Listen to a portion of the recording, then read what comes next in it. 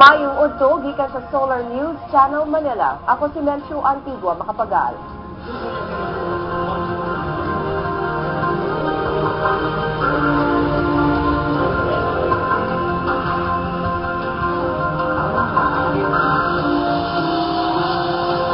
Ang iyang mga balita alang sa Kabisayan ug Mindanao.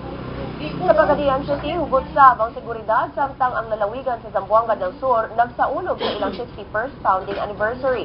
Si Health Secretary Enrique Onamo ay guest of honor sa kasaulugan, kinsa nagapud-apod siya ug mga PhilHealth cards atol sa kalihukan. Naglakip kini sa sports fest competition ug parade.